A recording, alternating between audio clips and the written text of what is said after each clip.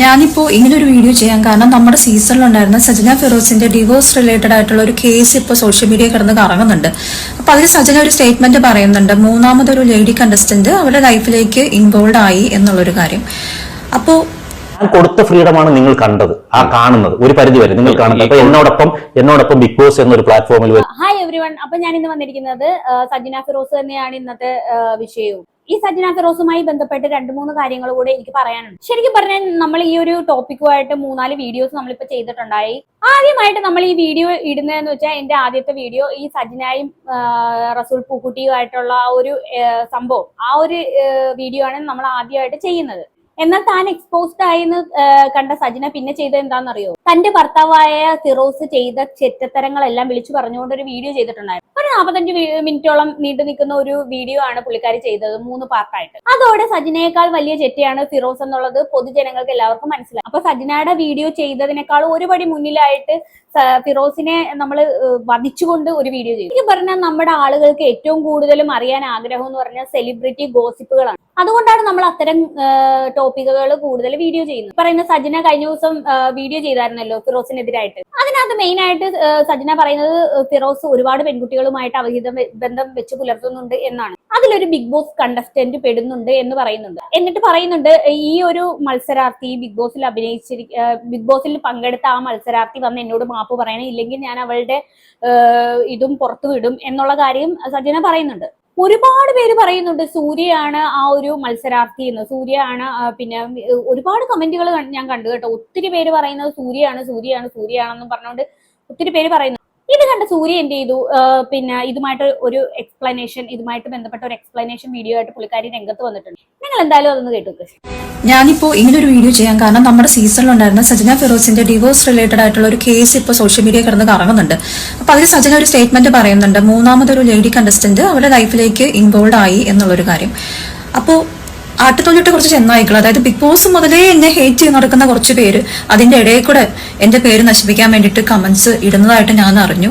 ആ ആട്ടിൻതൊല്ലിട്ട ചെന്നായിക്കളോടാണ് പറയുന്നത്, ആ വ്യക്തി ഞാനല്ല കേട്ടോ. നിങ്ങളെ വിഷമിപ്പിക്കുന്നതിൽ സങ്കടമുണ്ട്, പക്ഷെ ഞാനല്ല ആ വ്യക്തി.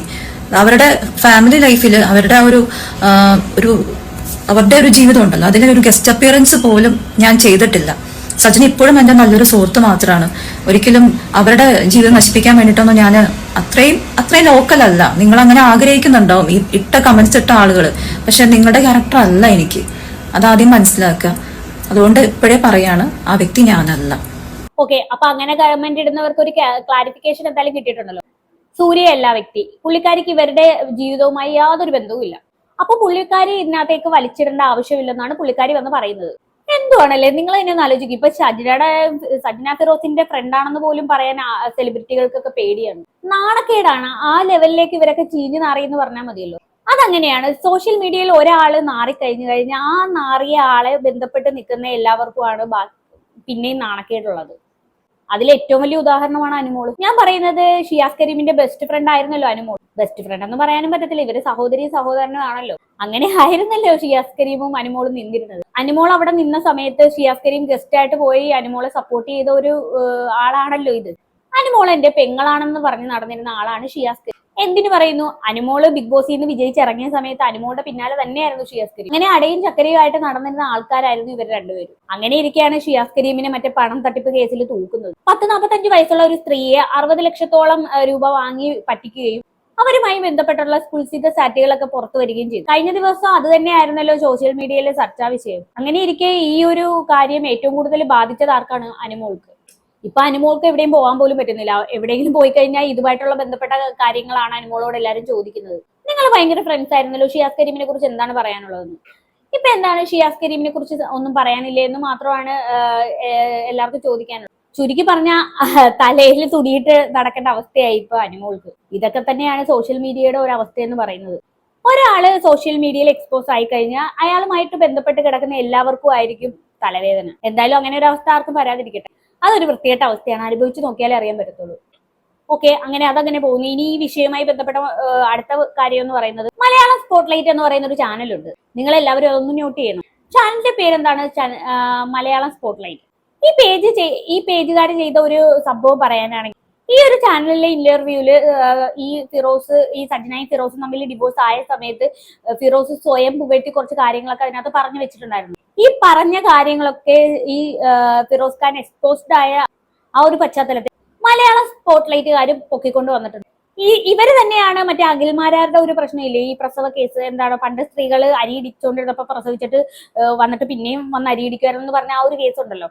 അത് അഖിൽമാരാര് ഇലക്ഷന്റെ സമയത്ത് നടത്തിയിരുന്ന എന്ന് വെച്ചാൽ ഏകദേശം ഒരു 2-3 മാസം മുന്നേ ആ ഒരു സ്റ്റേറ്റ്മെന്റ് ആണ് ഇത്. പക്ഷെ അഖിൽമാരാരെ എയറിൽ നിൽക്കുന്ന സമയത്ത് എന്ത് ചെയ്തു, ഈ ചാനലുകാർ അത് പൊക്കിക്കൊണ്ടുവന്നു.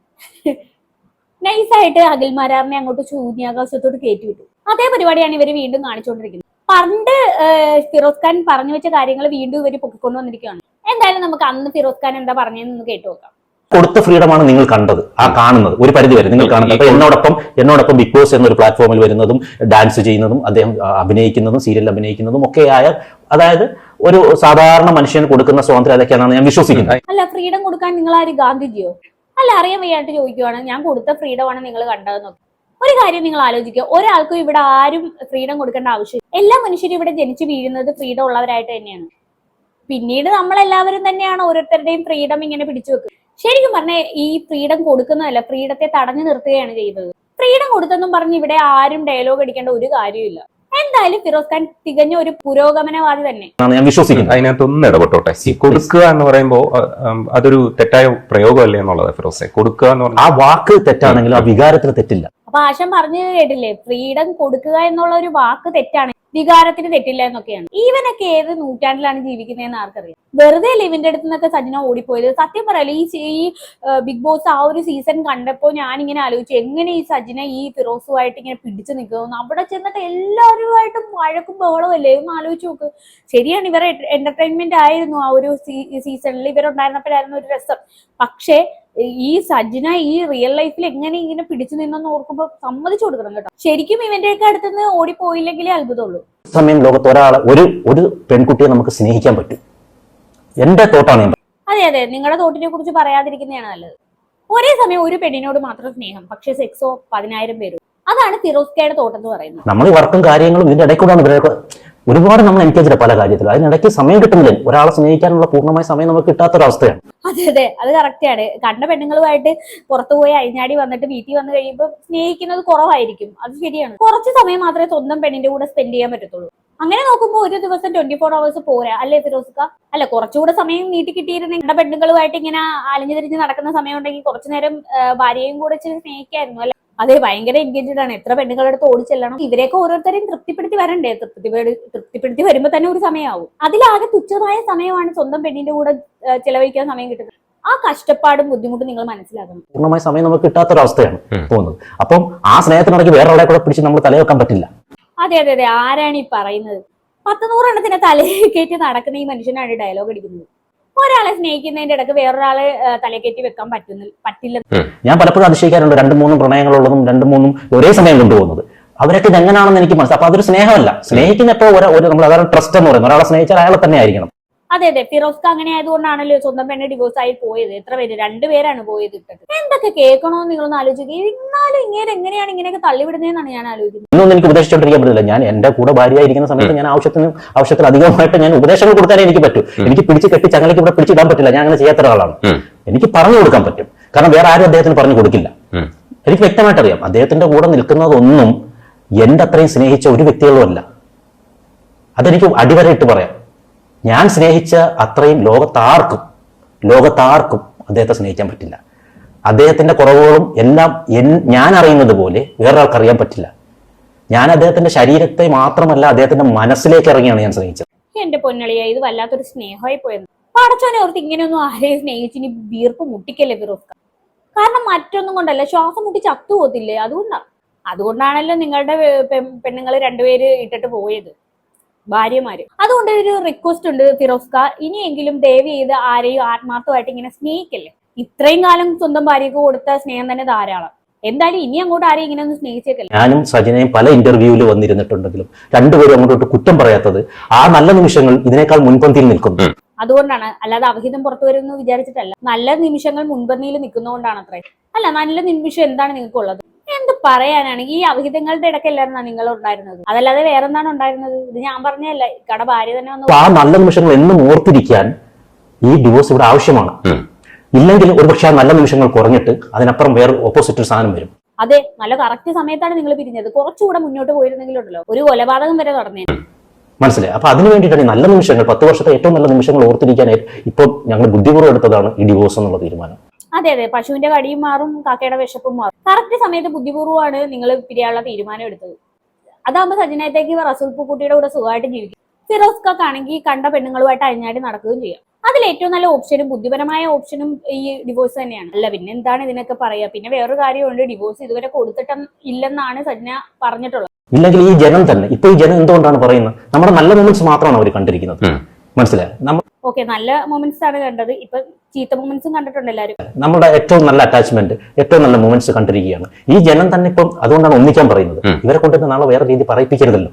അതുകൊണ്ട് ഈ ഡിവോഴ്സ് ഇപ്പൊ വളരെ ആവശ്യമാണ് രണ്ടുപേർക്കും. അല്ല, സജന ഫിറോസ് എന്ന് പറയുന്ന പേര് തന്നെയാണ് നമുക്കിപ്പോ സോഷ്യൽ മീഡിയയിൽ ഇപ്പോൾ ഫിറോസ് ന്യൂസ് ആയിരിക്കും വ്യത്യസ്തമായിട്ട് എടുക്കാൻ കഴിയില്ല. ഇല്ലെങ്കിൽ തന്നെ നിങ്ങൾ ഒരുപക്ഷെ ബിഗ് ബോസ് 3ക്ക് ശേഷം നിങ്ങൾ രണ്ടുപേരും ഒരുമിച്ച് പിന്നെ കണ്ടിട്ടുള്ളൂ. അപ്പം അങ്ങനെ ഒരു സാഹചര്യത്തിൽ ഇത് ഒരുമിച്ച് കാണണമെന്നുള്ളത് പ്രേക്ഷകരുടെ ആഗ്രഹമാണ്.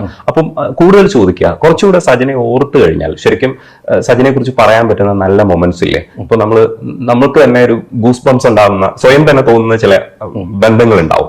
നിങ്ങളുടെ ബന്ധത്തിലും ഒരുപാട് നന്മകൾ ഉണ്ടായെന്നാണ് ഞാൻ വിചാരിക്കുന്നത്. പിന്നെ ഇഷ്ടം പോലെ നന്മകളല്ലേ ഉണ്ടായിരിക്കുന്നത്. നന്മകൾ ഇങ്ങനെ കുമിഞ്ഞുകൂടി ശ്വാസം മുട്ടി നിൽക്കുന്ന സമയത്താണ് ഇവർ പിരിയാനുള്ള ആ ഒരു ഡിസിഷൻ എടുക്കുന്നത്. എങ്ങാനും ഇനി നന്മ കൂടി എങ്ങാനും ശ്വാസം മുട്ടി ചത്തുപോയാൽ മുന്നോട്ട് ജീവിക്കണ്ടേ? അതുകൊണ്ട് തന്നെയാണ് ഇവർ പിരിയുന്നത് തന്നെയാണ് നല്ലതെന്ന് തീരുമാനിച്ചത്. നിങ്ങളുടെ ബന്ധത്തിലും ഒരുപാട് നന്മകൾ ഉണ്ടെന്നാണ് ഞാൻ വിചാരിക്കുന്നതെന്ന് പോകും. ഓലൊക്കെയാണ് ഒരുപാട് അവിഹിതങ്ങൾ ഉണ്ടായെന്ന് പറഞ്ഞു. ആ വഴികളൊക്കെ ഒന്ന് ജസ്റ്റ് ഒന്ന് ഓർക്കുന്നത്. ഏറ്റവും വലിയ നന്മയെന്ന് പറഞ്ഞാൽ കുഞ്ഞാണ്. സജിനെ ഞാനുള്ള ബന്ധത്തിലെ ഏറ്റവും നല്ല കുഞ്ഞ്, ഞാൻ ലോകത്തെ ഏറ്റവും സ്നേഹിക്കുന്നത് എന്റെ മോനാണ്.